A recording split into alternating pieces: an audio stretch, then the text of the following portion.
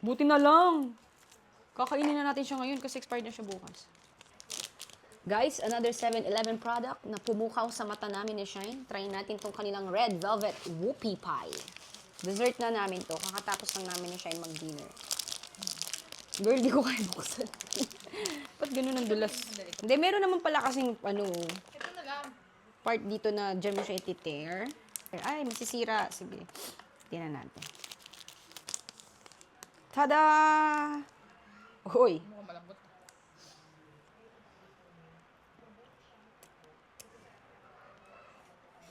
Ano naman, feeling ko. Amazing!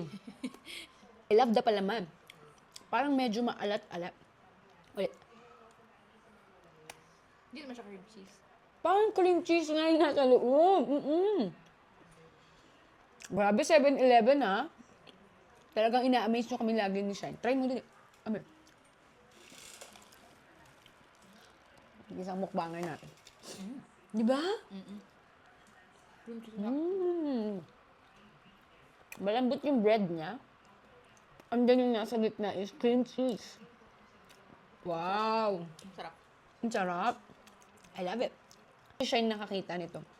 7-Eleven. Isang piraso lang siya. Tapos pa sabi niya, itry namin.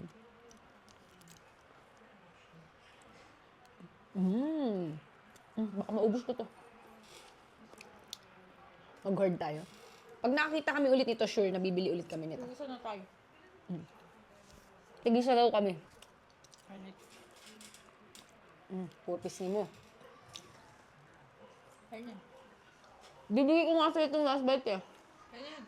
Bigay na natin kay Shine to guys, kawawa naman.